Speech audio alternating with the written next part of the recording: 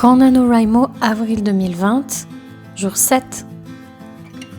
Il y a ces jours où le travail prend beaucoup trop de place. C'était mon quotidien pendant 5 ans et demi.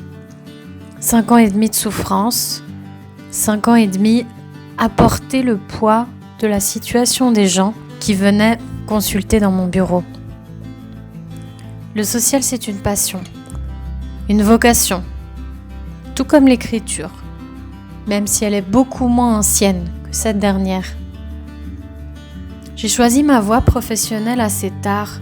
J'hésitais entre plusieurs pistes, des pistes qui n'ont pas grand-chose à voir avec la littérature d'ailleurs. Je voulais d'abord devenir vétérinaire, et puis j'ai appris qu'il fallait apprendre l'allemand. J'ai abandonné. Puis ensuite, j'ai voulu devenir diététicienne pour mélanger santé, social, prendre soin des autres, prendre soin de soi.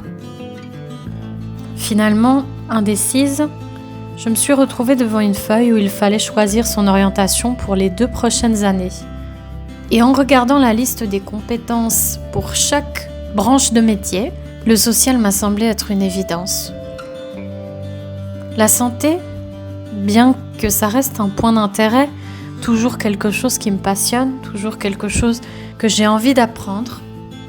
La chimie, les connexions neuronales, tous ces mots compliqués, les réactions du corps, notre organisme, reste quelque chose que j'ai envie un jour d'explorer.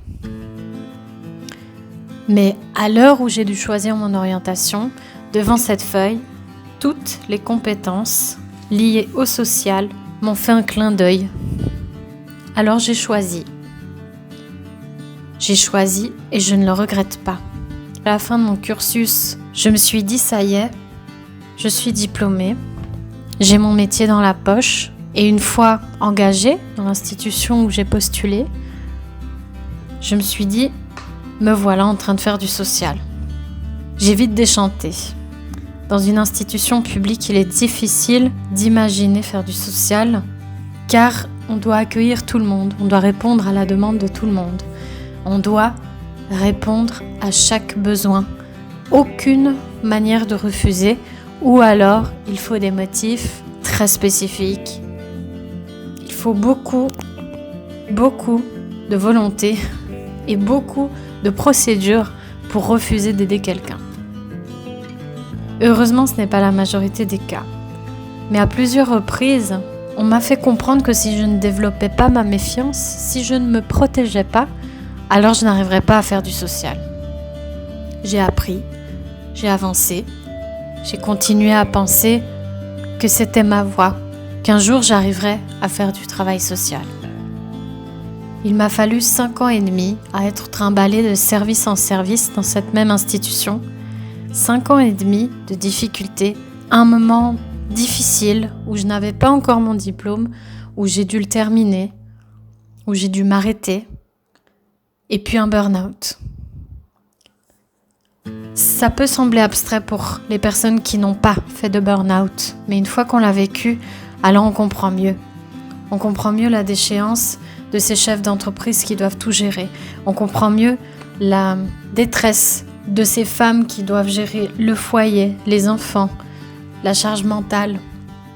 On comprend mieux le désespoir des professionnels de la santé, le désespoir même des collègues qui n'arrivent pas, malgré toute la bonne volonté du monde, à faire du social. Parce qu'au fond, si on n'était pas passionné, alors on ne ferait pas ce métier.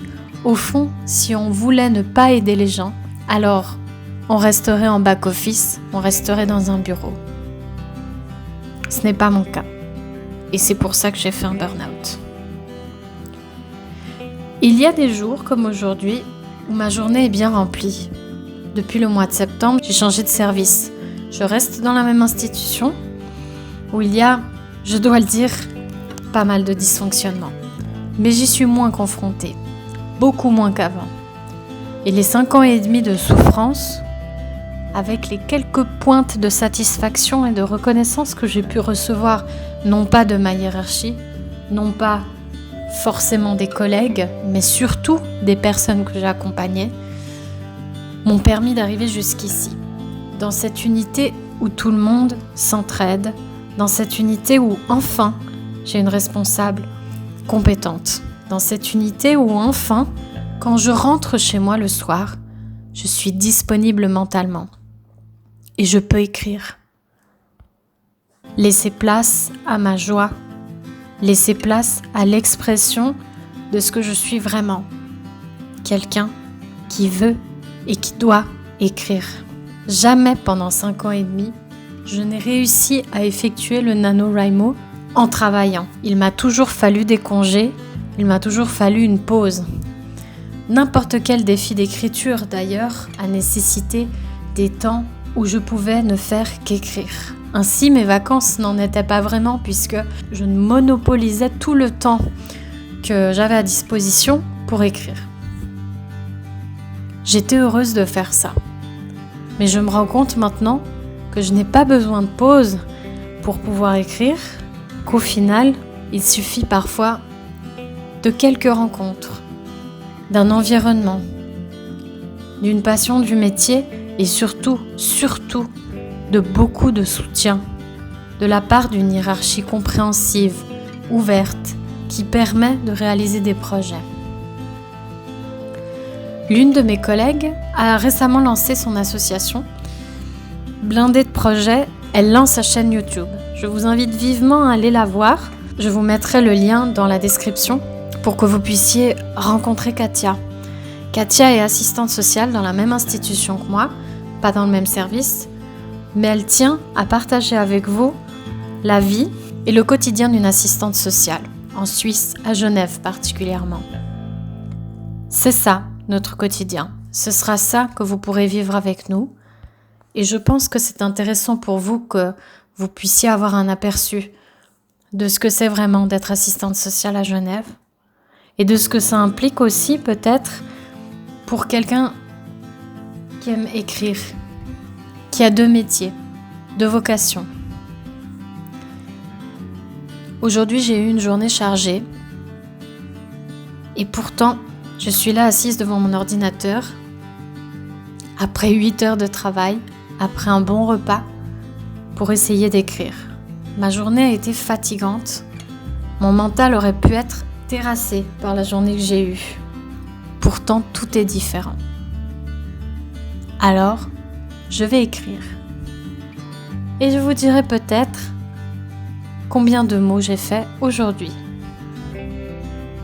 Mais je sais que j'écrirai quelque chose, même si c'est moins que prévu, parce que la fatigue est là. J'écrirai quelque chose duquel je serai satisfaite, simplement parce que mon esprit peut s'y consacrer. Il ne s'agit pas d'une disponibilité en termes de minutes. Il s'agit d'une disponibilité mentale qu'on m'a rendue, qu'il me semblait avoir perdue.